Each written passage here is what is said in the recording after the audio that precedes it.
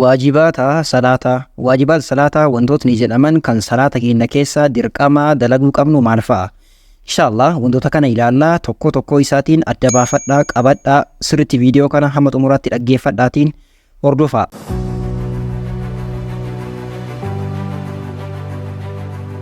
Bismillahirrahmanirrahim. Alhamdulillahi rabbil alamin. Assalatu wassalamu ala rasulillahi sallallahu alaihi wasallam. Waajibaata salaataa. Waajibaata salaataa jechuun maali? Isaanis maal fa'a? Ka jedhu inshallah tokko tokko isaatiin ilaallaa. Waajibaata salaataa jechuun hiikaan isaa liitiraalii yoo hiiknu maalidha? Dirqamoota salaataa jechuudha. Dirqamoota salaataa yookaan waajibaata salaataa wantootni jedhaman kun wantoota akkamiiti? Namni tokko salaata isaa keessa dirqamaan dalagaa kanneen kan raawwachuu qabudha.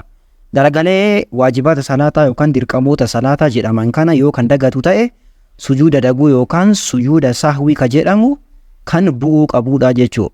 Sujuuda sahwii yookaan sujuuda daguu ka jedhamu bu'eetiin ka salaata isaa ittiin sirreeffatudha jechuudha. Namni tokko dagateetiin waajibaata salaataa kanneen yoo kadhiisu ta'e salaanni isaa hin baddu.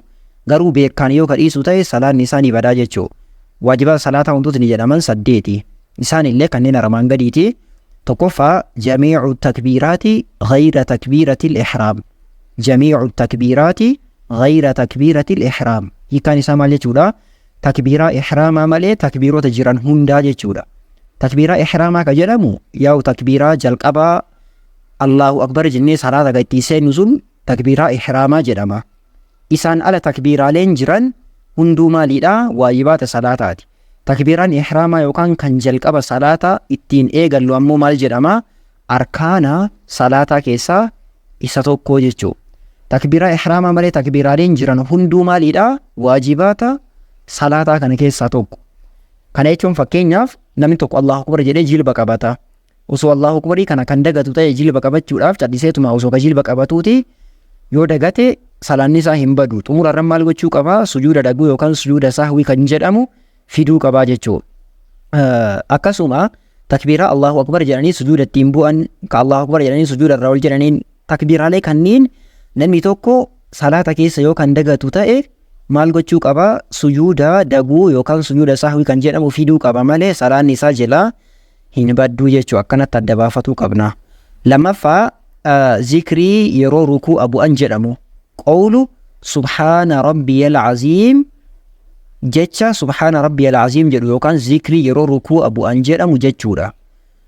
Yeroo jilba qabatani zikrii kana armaan gadii kanatu jedhama. Zikrii kana yeroo tokko jechuun dirqama. Tokko ol itti dabalaniitiin hanga 3 jechuun ammoo sunnaa jaalatamaadha jechuudha. Dirqamni meeqa? Yeroo tokko jechuudha. Yeroo tokkocha subhaana rabbiyal aziim yookaan subhaana rabbiyal aziim wa bihamdihi jechuudha. Zikriin gosa hedduutu jira, aynata hedduutu jira. Kanneen keessaa kanneen lamaan hadiisa sahihaan waan dhufaniif ittiin dalaguu dandeettanii jechuudha. Yookiin subhaana rabbiyal aziim yookiin subhaana rabbiyal aziim wa bihamdihi ka jedhu kana lamaan keessaa filattaniitiin ittiin jechuu dandeessan. Hadiisa sahihaan dhufe jechuudha. Sadaffaa zikrii yeroo jilbarraa ol ka'anii. Yeroo jilbarraa ol ka'an zikrii sami'a Allahu liman hamida jedhu jechuudha. Jecha kana imaamni illee ni jedha. Imaamni nama salaachisu akkasuma namni kophaa salaatullee jecha kana jedha. Jecha maal jedhu? Sami'a Allahu liman hamida. Namni imaamatti hidhatee jiru ammoo sami'a Allahu liman hamida ka jedhu kanan jedhu. Akkasii waajibaata salaataa keessaa tokko maalidha? Qawlu sami'a Allahu liman hamida jecha jedhu kana jechuudha jechuudha. Kan jedhu eenyuunfaatu jedha? Imaamaa fi nama kophaa salaatutu jedha jechuudha. Namni tokko osoo dagate salaata isaa keessa osoo sami'a Allahu liman hamida jedhee jechuu dagatee maal gochuu qabaa? Xumura irratti sujuuda daguu yookaan sujuuda sahwii ka jedhamu kana fiduu qabaa jechuudha. Waajibaata salaataa kan jedhamu akkanatti. Afraffaa rabbanaa walakal hamdu jechuudha. Eenyutu jedha?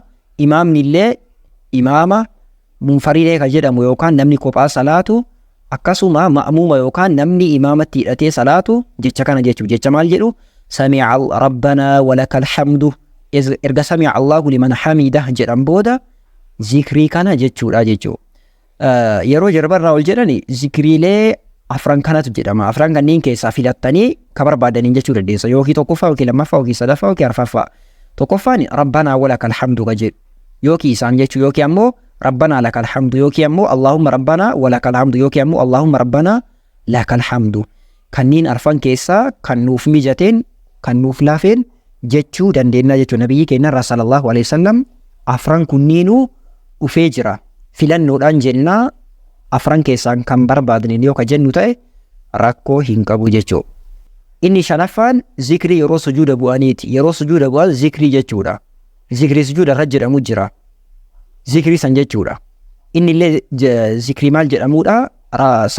Subhaana rabbiyal a'laa. Subhaana rabbiyal a'laa jechuudha.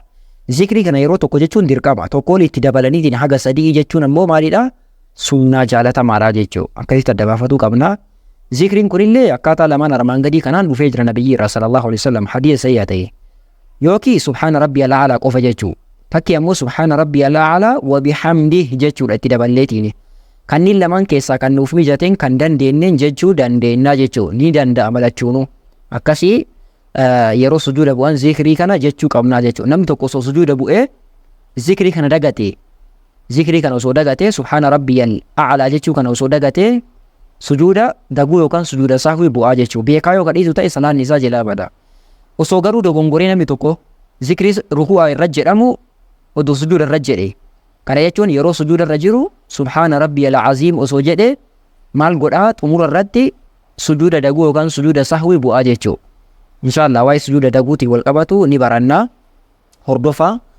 Inni jaaffaan zikrii jidduu sujuuda lamaaniitti jedhamu jechuudha. Zikrii jidduu sujuuda lamaaniitti jedhamu jechuudha. Inni illee maalidha? Zikrii rabbi ighfirlii jedhamutu jira. Jidduu sujuuda lamaaniitti namni tokko odoo sujuuda jalqaba bu'ee yeroo sujuuda irraa ol jedhu maal jedhaa? Rabbi ighfirlii, rabbi ighfirlii, rabbi ighfirlii jedha. Yeroo tokko jechuun dirqama, tokko walitti dabalanii jechuun ammoo sunnaa jaalatamaa fi bareedaadha jechuudha. Kanaaf rabbi ighfirlii kana jechuun sirriitti barbaachisaa, sirriitti jaalatamaadha jechuu qabaa jechuun namni tokko. Yoo ka dagatu ta'e sujuuda daguu yookaan sujuuda sahwii bu'aa jechuudha. Inni torbaffaan tashahuda jalqabaati. Tashahuda jechuun attahiyyaata jechuudha. Attahiyyaata jalqabaa. Attahiyyaata akkamii akka qara'anii yeroo darbe dubbannee jirra. Inshaallah amma kutaa tokko adda baasneetiin ni ilaalla. Akkasii tashahuda yookaan attahiyyaata jalqabaa jechuudha. Attahiyyaatni jalqabaa osoo namni tokko dagatee ol ka'e. Attahiyyaata jalqabaa kana osoo namni tokko dagatee ol ka'e maal gochuu qabaa? Xumura irratti sujuuda daguu fiduu qaba. Akkasitti adda baafatuu qabnaa jechuudha. Saddeetaffaan tashahuda jalqabaa kana qara'uuf jedhanii taa'uudha. Kana jechuun teessuma qara'uu jechuudha. Iddoo taa'aniitiin qara'u. Dhaabatanii qara'uun hin ta'u. Iddoo biraatti qara'uun hin ta'u. Eessa qara'amaa? Taa'aniitiin iddoo taa'aniitti qara'amaa jechuudha.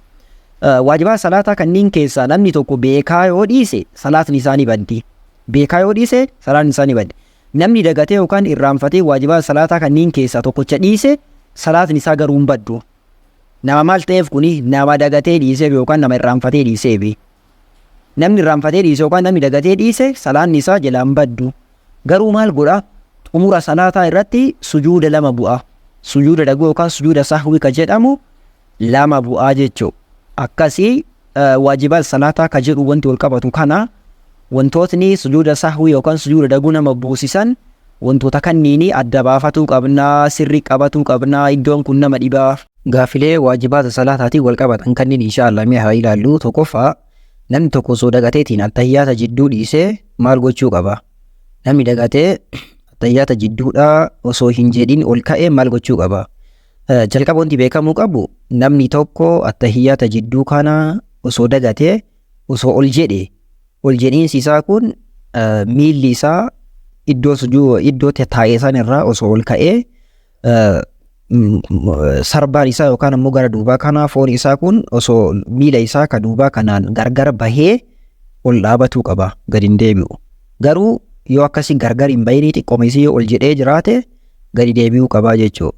Akkasii namni attahiyyaata jidduu kana osoo hin jedhin dagatee osoo ol ka'ee erga dhaabatee itti fufaa xumura irratti sujuuda lama bu'a.